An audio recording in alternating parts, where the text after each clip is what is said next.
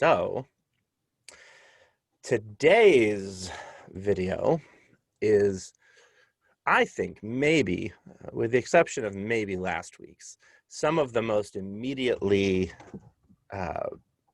recognizable in terms of the names and the implications of the things that are that we talk about, in that we're talking about Samaritans, who feature pretty prominently in a couple of Jesus's greatest hits.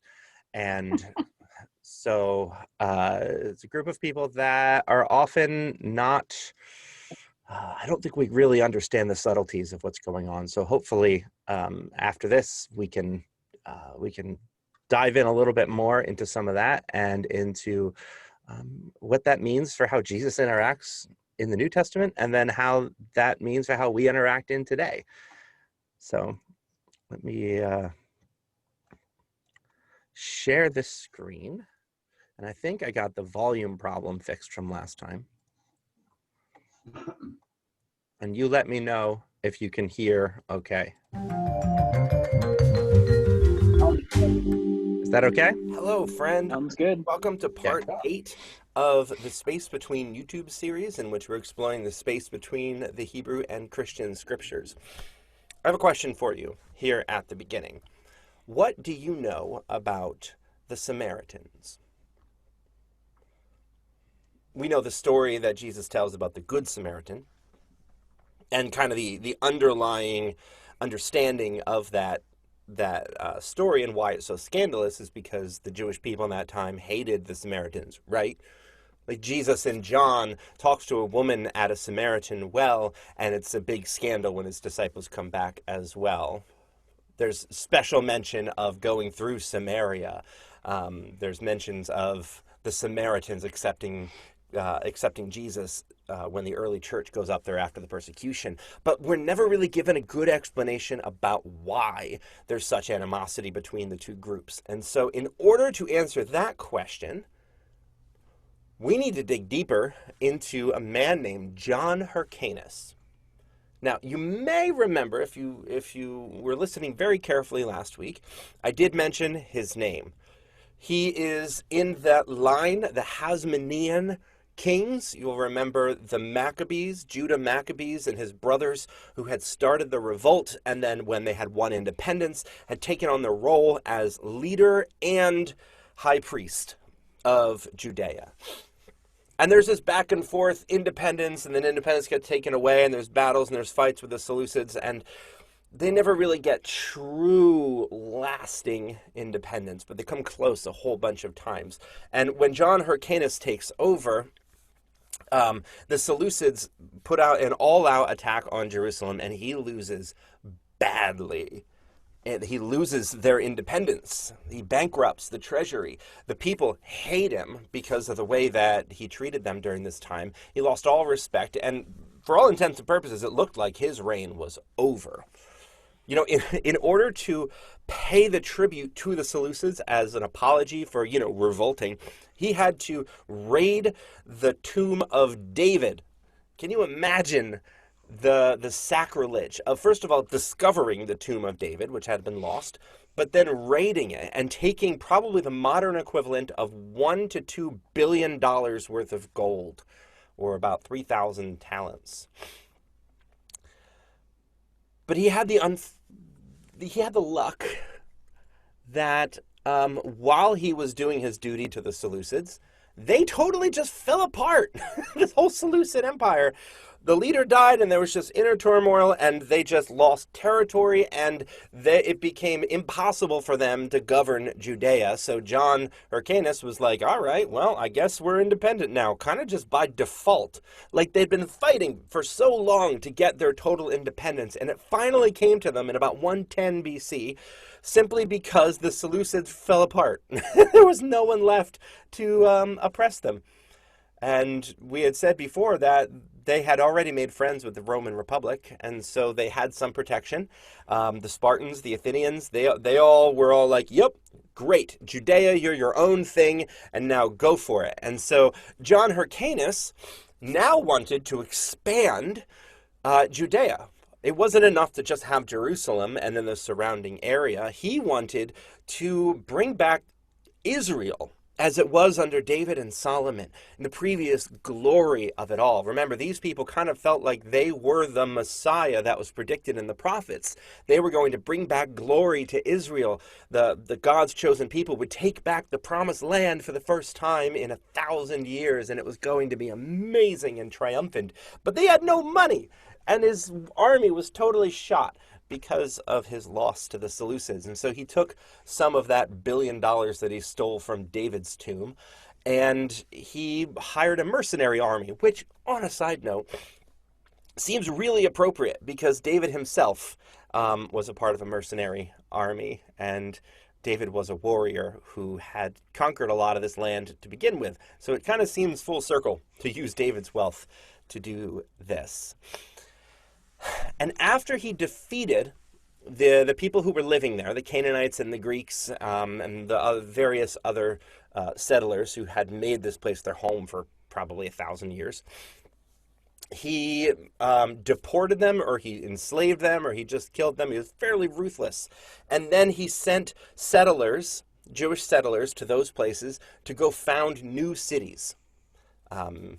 And gave them money to relocate and make a new life for themselves out in the newly conquered areas. One of those places that was newly conquered and settled was Galilee, by the way.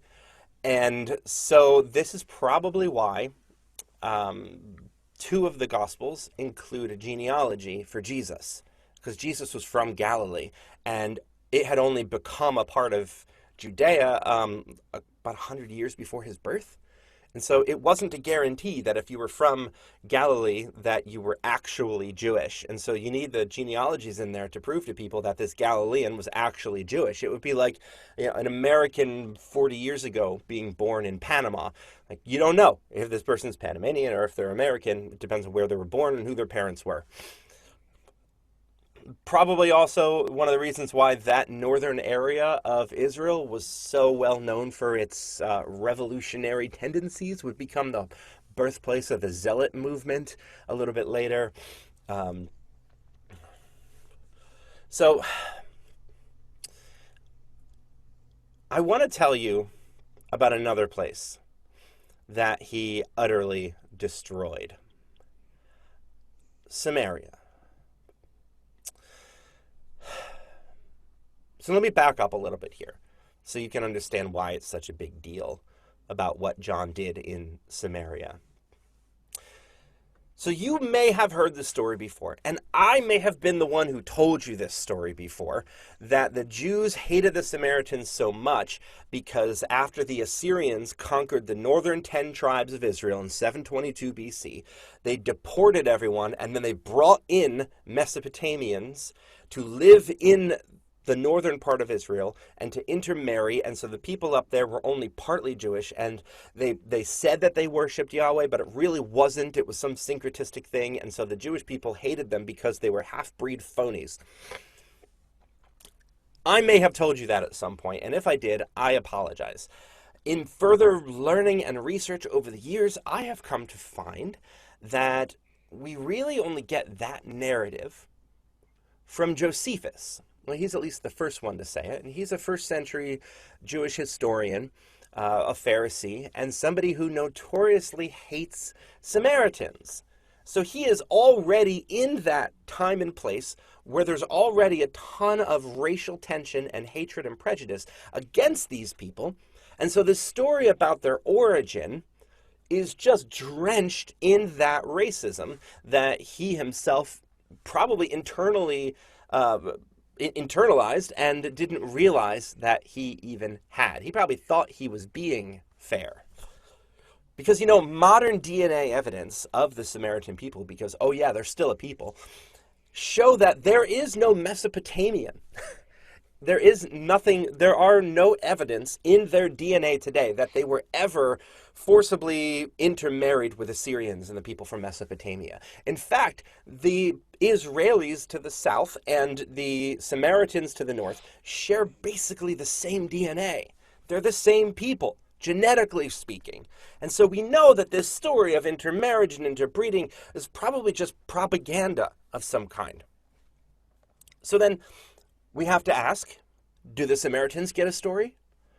Do they have an origin story that explains things? Well, them being persecuted pretty harshly, they don't have a lot of written material, but from what we do have, according to them, they say that in the time of the judges, there was a breakdown during the high priesthood of Eli. You may remember Eli, he had a couple of really bad sons, and then there's Samuel who took over for him, and then Samuel appointed Saul and David and then Solomon. So we're in the end of the book of Judges in this story. And according to them, the priesthood was in Mount Gerizim, in the northern part of the kingdom. They said that Mount Gerizim was the original place of worship when Joshua came into the Promised Land, and that was the center of worship for the Israeli people, for the Israelites, rather.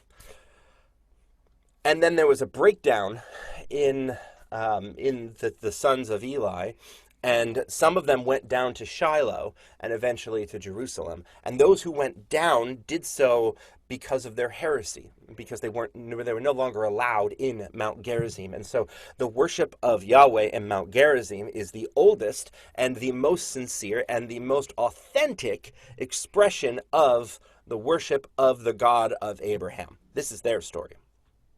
And that when the people of Judah came back after the Babylonian exile, you'll remember from one of our first videos, right, with Ezra and Nehemiah, and they were rebuilding the temple down there, the Samaritans sent down word that they would like to help rebuild it. And the people in Judea said, "No, you all are unclean. We don't want your help. We don't know if we can trust you." And that really hurt the Samaritan people, and so they built their own temple on Mount Gerizim, where they've been having regular worship for hundreds of years at that point.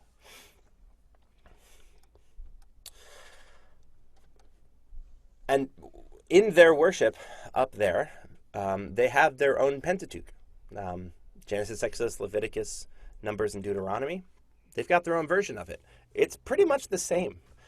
There's obviously some differences in terms of where things take place and who is doing the things, but otherwise, I mean, in terms of practice and belief, it's fairly consistent with the Jewish Pentateuch that would be developed in the South later. So they had their own Bible, and they claim to be descendants, and genetically they are descendants of Joseph, the amazing Technicolor Dreamcoat guy.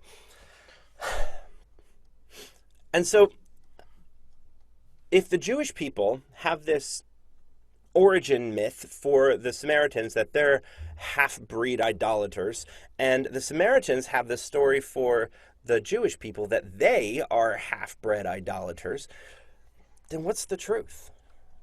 What's really going on here that would have caused such deep animosity between these two people? Well, I mean, if you read through the Bible and the historical books of the Old Testament, you'll see that there was never really a unified kingdom, right? When Joshua came in, they came in as tribes, as 12 distinct tribes, who then were kind of held together by some loose form of worship and language and shared culture, but not really government. And then you had Saul and David and Solomon, and those are the only kings who ruled over all of it. And all of their reigns were plagued with war and civil war and unrest, and the different tribes never, ever got along. And under Jeroboam, after Solomon, the kingdom split, and there was a civil war, and lots of people died. And so, the North and the South have never gotten along because they are just so culturally distinct. Can you imagine such a situation and how that would turn out? And then during the Greek period, which we've been talking about, in all of the times that the Seleucids and the Ptolemies are fighting over Judea and enforcing their rules on them, the people of Judea tend to fight back, and the people of Samaria go, "Whoa, all right, well, they're not us, so you can have them. We're not going to rebel as well." And so the people of Judea saw them as traitors, where they're like, "Look, we're kind of cousins, aren't we? Then why aren't you helping us?" And so you can kind of tell that there's this, it's like in sometimes they're seen as one and the same people, and other times they're seen as very different, distinct people. They're like brothers who love each other but also kind of hate each other and disrespect each other, but also respect each other at other times. It's kind of a strange relationship that they have. And so when John Hyrcanus and his mercenary army come into the land of Samaria, they utterly annihilate every single Greek city that's in that area, the way that they did in Galilee and other places. But when they get to the big Samaritan cities of Samaria and Mount Gerizim, where the temple is, he doesn't kill everyone. And he doesn't send settlers up there. If you look at the archaeological record, it seems that there's not a ton of change in population during that time period. But what he does do is he burns down every single center of worship that they have, both in Samaria and on Mount Gerizim, which you'll remember, the temple in Mount Gerizim to them is like the temple in Jerusalem to the Jews. And so the act of coming in and burning down their temple is like what Nebuchadnezzar did before. Horrible, just sacrilege.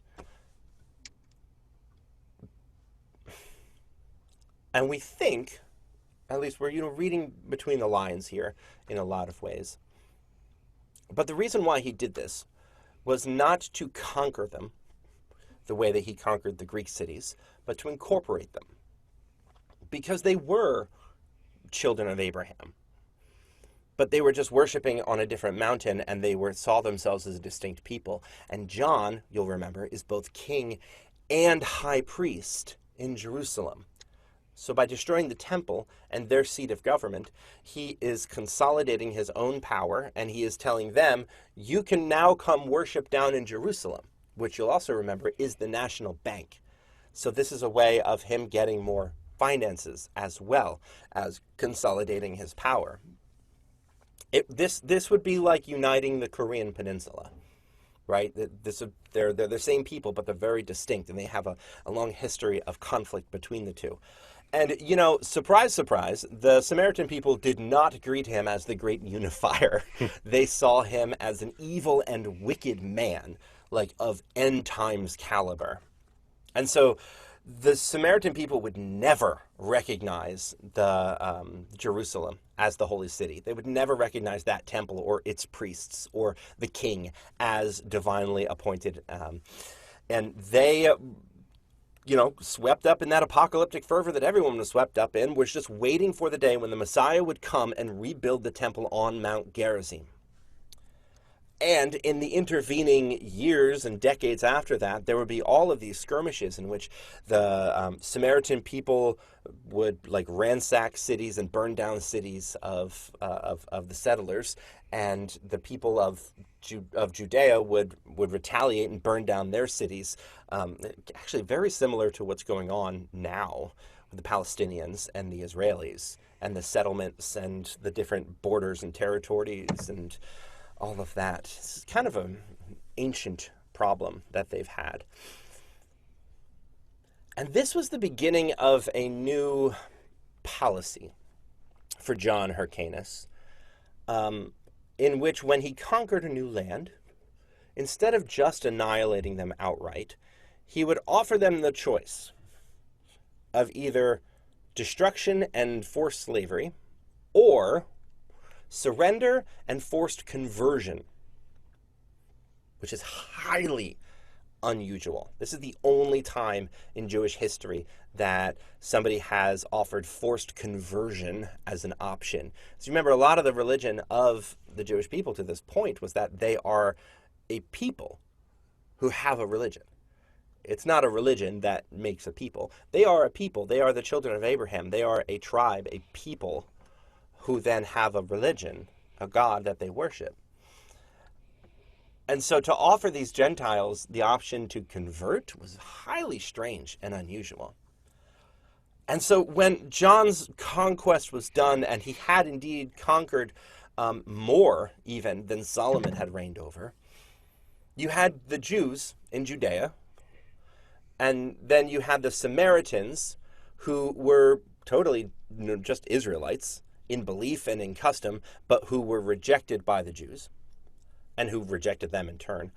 And then you also had Gentiles who were forcibly converted into Judaism and only kind of accepted into the fold, but never fully. So you had the people who were in, and then the people who should be in but weren't in. And then you had the people who shouldn't be in but weren't fully accepted.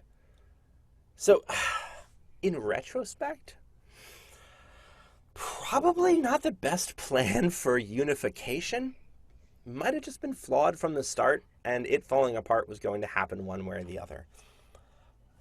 And one of the Gentile people that he conquered was a group of people just south of Judea called the Idumeans.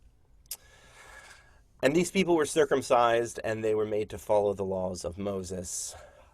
They were Jews of a sort, but never really fully acknowledged. However, there was a man among them named Antipater, a man from Idumea, who would rise to prominence in a few years. And I don't imagine that many of you know the name Antipater, but you probably do know the name of his son, Herod. You know, King of the Jews, the kill all the babies in Bethlehem guy. Yeah, but hey, we're going to talk about him next week. And also, we will get to talk about the only queen of Judea, the bloody conflict between the Pharisees and Sadducees, and what to do when your Savior ends up being a horrible person. So, until next week, I'll see you then.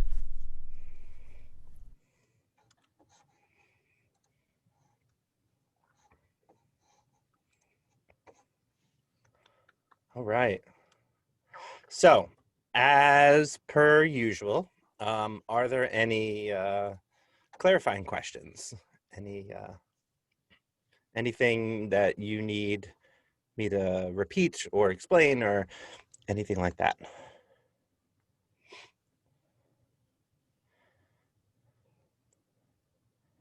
Karen, you're muted.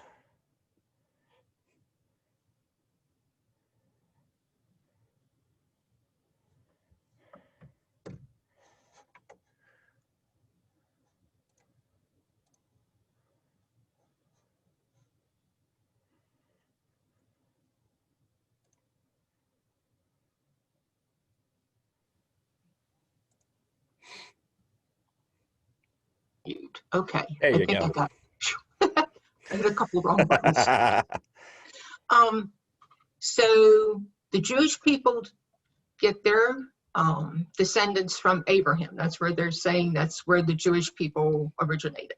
Mm-hmm. Okay. Who was Jewish before Abraham? Was Noah Jewish? Nope. So God gives Abraham a promise that he's going to have this land. He's going to be blessed in order to be a blessing to others, and that he would have descendants that would outnumber the stars of the sky and the grains of sand on the seashore. And he has one son who is Isaac. Isaac then has two sons. Right. Okay, so Abraham I understand all that, but who was Abraham's parents, and were they Jewish? No. No. So this is like God calls out a person from the people and says, I'm going to make a nation out of you. Okay. And that nation is going to be a nation of priests who are going to bless the world. I'm going to have a special relationship with them that they're going to then be able to use to bless the world. And then so he makes a family. And that family, ends up with Jacob. And Jacob has 12 children, 12 sons. And those are the 12 tribes of Israel, because Israel is a name that Jacob gets after he wrestles with an angel all night and he says, bless me, give me a new name. And so they called him Israel, which means man who saw God. Okay, I understand all that. It's just that, so in other words, God picked somebody like he would do in today's world. If he said, I'm going to pick so-and-so over here, and I'm going to make a nation out of this family. That's how that originated. It didn't matter whose Abraham's descendants were or what nationality or anything he was. No, they were, if anything, they were from what would later become Babylon. Like, um, Okay. Oh, I have a question then. When did the concept of the Messiah arise, or where does that come from? well, it evolves slowly.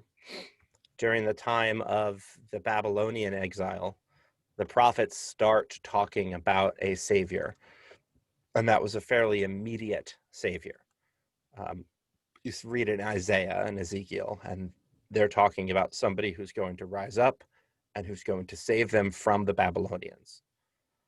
So in a lot of interpretations, that savior was King Cyrus of the Persians, who freed them and sent them back home.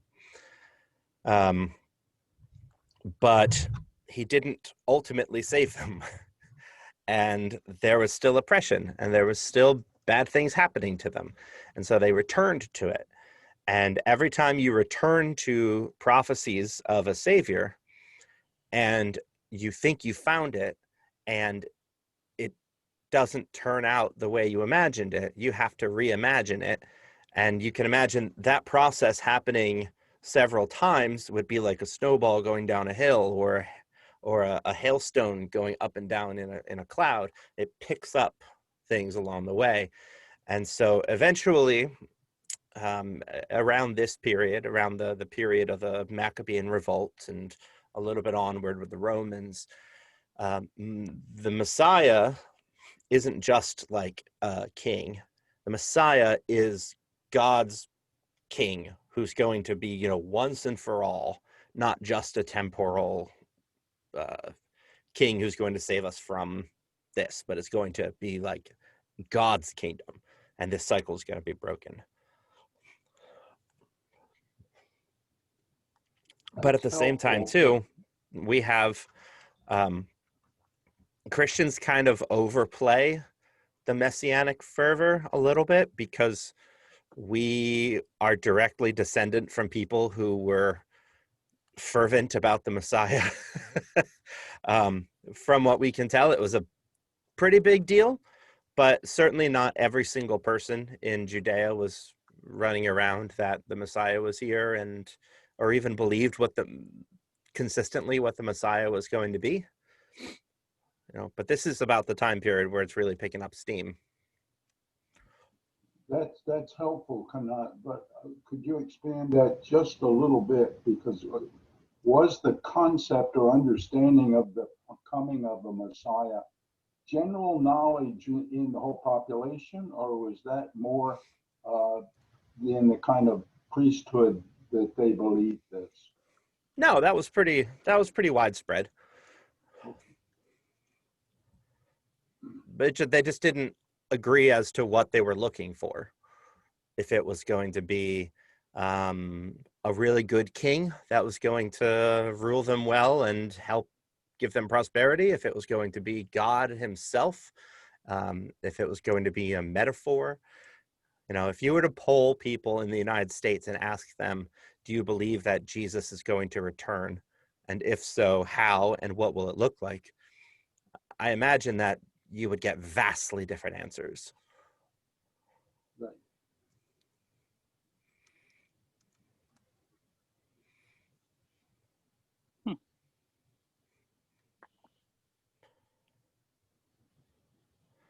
So are there any other clarifying questions?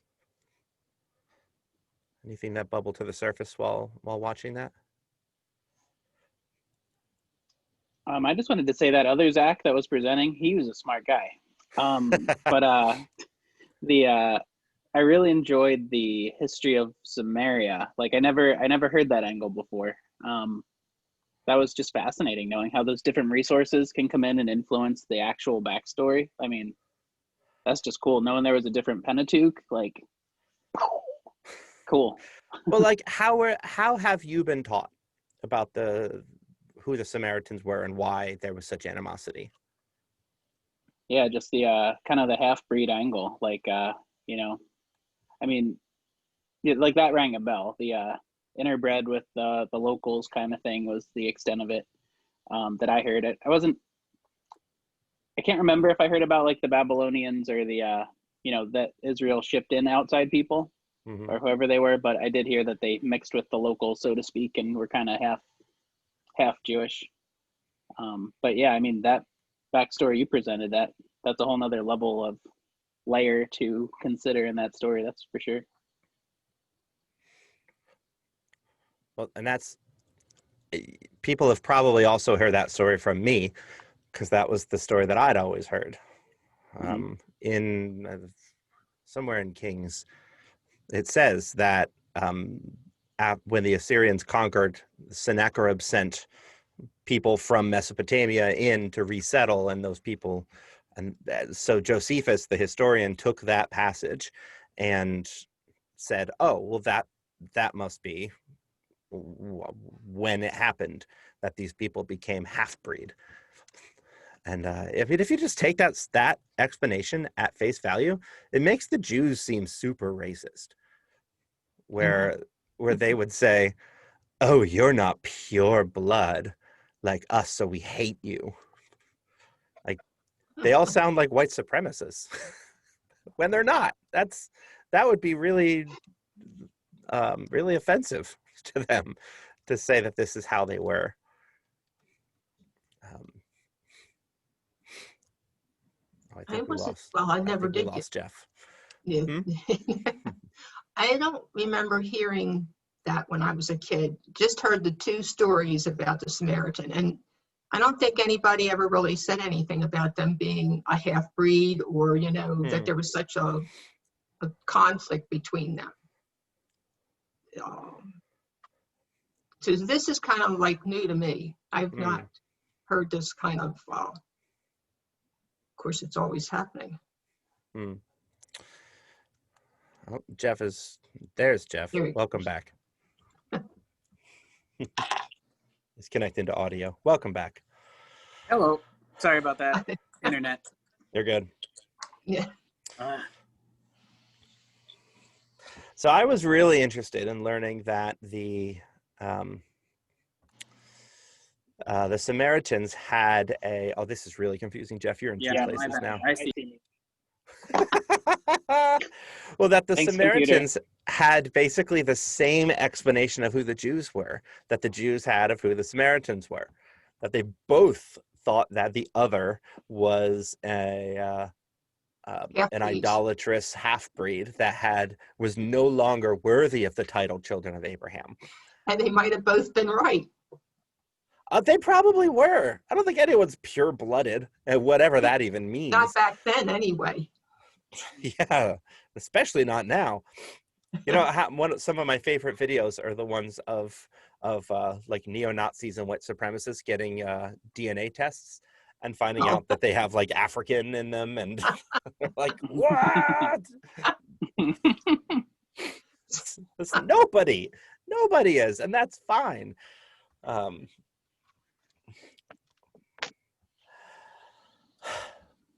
but the reason I think we have this is because the Jews were the clear winners of the two. Between the Samaritans and the Jews, the North and the South won. And their story got more told than the story of the North. And so we don't hear it. We just hear that the Samaritans are bad people. but we don't know why Right. or why they think they were it, Hmm. which is a Um, And lot like, of stuff that goes on today. hmm same with all history, right?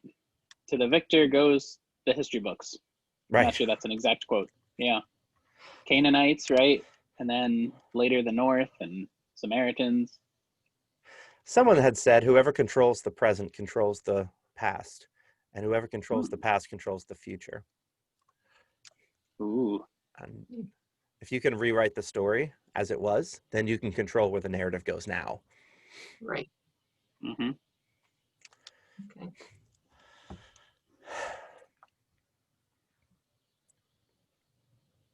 So then, does this change in any way the dynamic that you might see where, for example, Jesus and his disciples are crossing from Judea back to Galilee, and so they have to go through Samaria because Okay. it's literally in the middle, unless you want to, instead of doing a straight line, you wanted to go around the Jordan and go the other way, which would just take longer. So they go through Samaria, and Jesus has this conversation with a woman at a well in which he reveals who he is to her, which is not something that he'd done with anyone. In fact, he tells his disciples all the time, don't tell anyone what you saw. Don't tell anyone. And he tells this woman, go into your village and tell everyone. Hmm. So it's the first time that Jesus openly, without metaphor, tells somebody who he is, that he's the Messiah, and then tells her to go evangelize that truth into her town. And it's not the Jews he's telling. Right. It's the Ah. Samaritans he's telling, and it's a Samaritan woman, and it's a Samaritan woman who has had 5 husbands. So he knows that she's not a pure Jew. So, he's associating with other people, not just Jewish, the pure Jews. So that kind of tells you we should be more open. Or maybe Jesus is interacting with the pure Jews because he knows that the Samaritans are just as much children of Abraham as the Jews. Okay.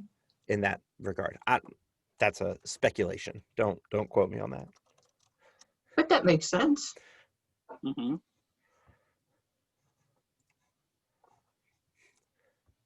Can only use the mind-blowing example with my hands so much.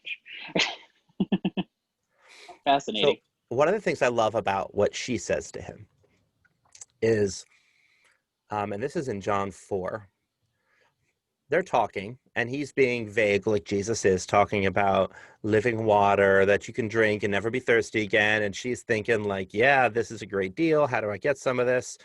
Thinking literally. And Jesus goes, oh no, I'm talking figuratively because I'm Jesus. And this is how I talk. And he says, go get your husband. And she says, I have no husband. And he goes, I know you've had 5. And she goes, what? All right, this guy's a prophet. So this was like Jesus's test, where he wants to prove to her he's the real deal. So she responds by saying, sir, I can see that you are a prophet. And then she challenges him. Our ancestors worshipped on this mountain. And notice the past tense. She's on Mount Gerizim, where John Hyrcanus had destroyed their temple. But you Jews claim that the place we must worship is in Jerusalem, which again, this is 100 years prior. So think like the period, like if this were now, we'd be talking about in the 1910s, 1920s. He says, woman, believe me, a time is coming when you will worship in the Father, neither on this mountain nor in Jerusalem. Another one of these great times where Jesus takes an either or, and he goes, nope, there's a third option here. You Samaritans worship what you do not know. We worship what we do know. For salvation is from the Jews. And that he's talking about himself being a Jew. Yet a time is coming, and now has come, when the true worshiper will worship the Father in the Spirit and in truth, for they are the kind of worshipers the Father seeks. God is spirit, and his worshipers must worship in spirit and in truth. She says, I know that Messiah, called the Christ, is coming, and when he comes, he will explain everything to us. Which, remember, the Samaritans are waiting for the Samaritan Savior to come and restore the temple back to Mount Gerizim where it rightfully belongs. And Jesus says, I am the one. I the one speaking to you. I am he. Which is the only time Jesus says I'm the Messiah, by the way. He's always a lot more cagey. But she says, I'm waiting for a Samaritan Messiah. And Jesus says, I am that Messiah. And Like that level of boundary bursting is really significant, because they weren't expecting a Jew to be their Messiah when it was the Jews that caused the problem in the first place. Mm. And the Jews would have said, like, they're not worthy of salvation because they're no longer us, and they refused to worship So the properly. Samaritans didn't feel like they were Jewish anymore, that they, even though they kind of worshiped the same way. Well, they didn't, I Well, guess. they would say they were Israelites, Okay. because they would say they are still descendant from Manasseh, who was one of Joseph's. Right. Kids. So Right. their lineage goes right back into Joseph, who was, remember, Jacob's favorite son. Right. So the chosen one of the chosen ones, that's them. And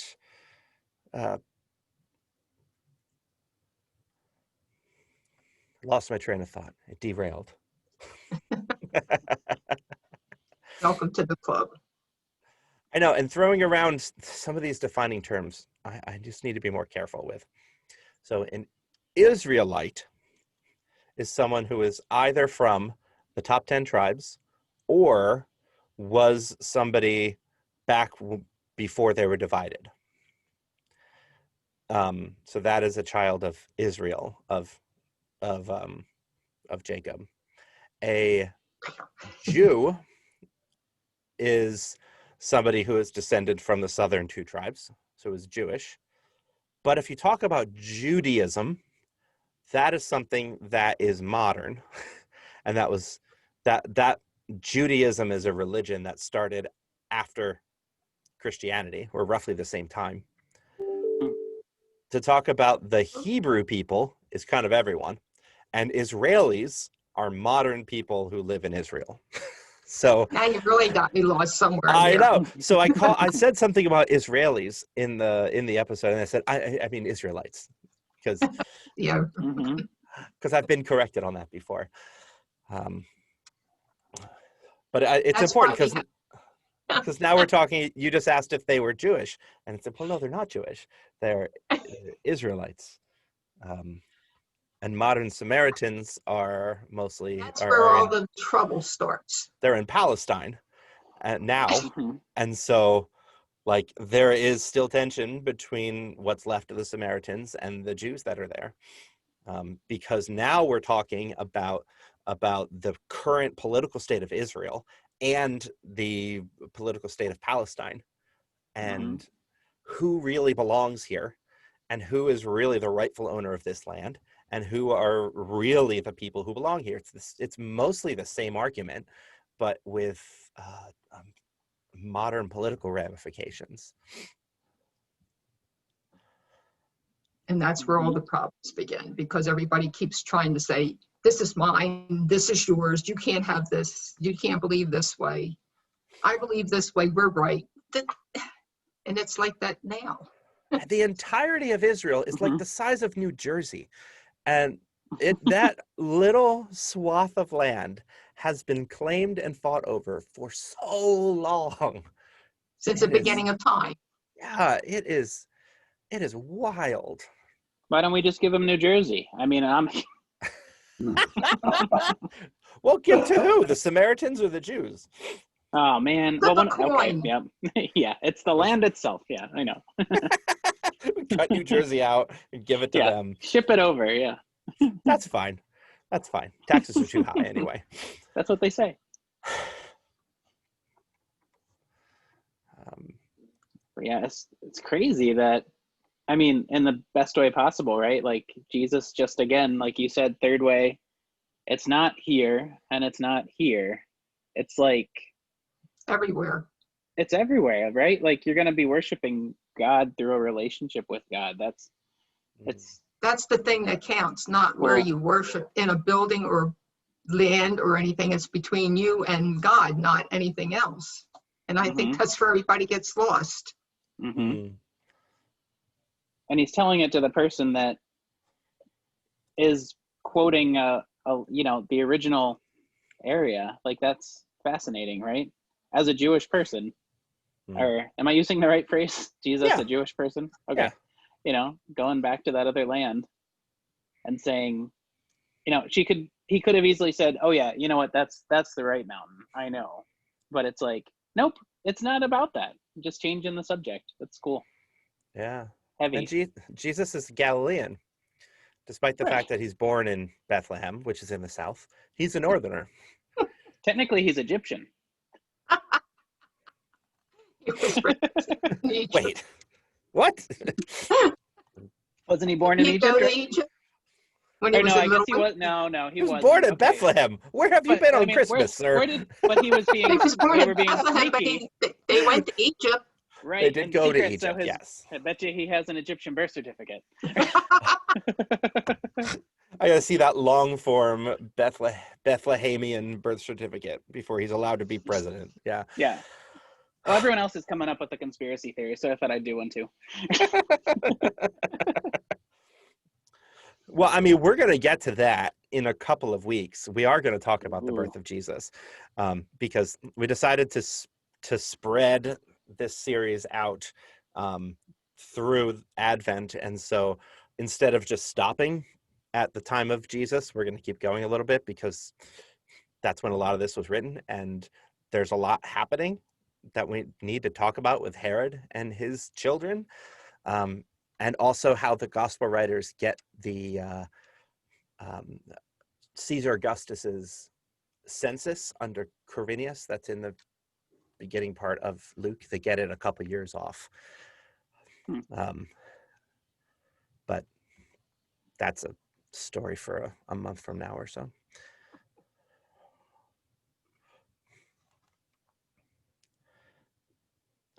You know, another thing worth noting is that after Jesus is gone and the early church begins preaching, and they're spreading throughout Jerusalem, and Stephen gets martyred, and Saul starts going on his murderous rampage.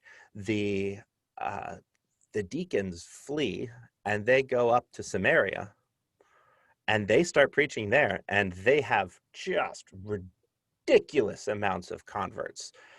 I mean, and why wouldn't they? They've already seen the power of Jesus. They were closer to Galilee than the people in Jerusalem were. And there's this new way that has come out, the followers of this Jesus guy, who has opened all kinds of doors of reconciliation that were never opened before, of a third way where it's not Jerusalem or Gerizim, but it's an actual spiritual connection that's beyond boundaries and borders and race and nationality and the things that we fight over. Which feels like something that might be important to untangle in the next couple of days. What are you talking about? I'm just You know, I was going to start writing my sermon today, but I don't know if I can. I feel like if there was ever a time where I wish I were preaching on Sunday morning and I could just pull an audible, this would be the time. I have no idea what's going to happen in the next 3 hours, let alone the next 3 days. Don't worry about it. Yeah. God's got it. Yeah. I will preach a generic, vague sermon that says nothing about specifics, just in case, because you don't know. Maybe I've heard plenty of those. They're all right once in a while. I mix it up. Not from you. I don't know whether you know it, but Thursday is my dedicated non-media day, where I don't watch television, don't listen to NPR, don't read the newspaper or anything. And you don't know how much I'm being chewed up inside by the mystery of this day occurring around me without me knowing what the heck is really going on. I Occasionally, don't pay any attention either. Surprise me someday, fellas. yeah, okay. Would it be cheating, Bruce, if I just started reading to you the headlines from NPR or something? Basically, I'm aware of the fact we're really looking at Georgia and Arizona because I got that at the gym today. And I know that Pennsylvania is about as crazy. Whoever would have thought that I made the realization this morning that I started my first vote in 1952 with voting for Eisenhower. And this is the first time in my life where I began to think my vote mattered this time. Hmm.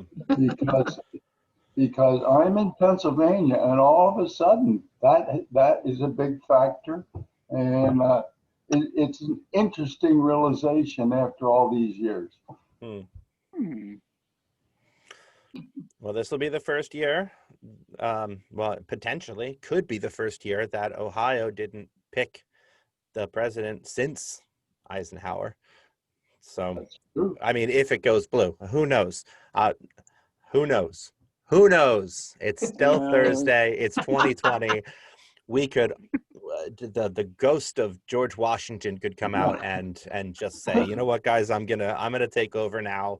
You did good, Mm-hmm. but Daddy's home. So, And no one would be surprised. right. With that, I'm gonna stop the recording. However.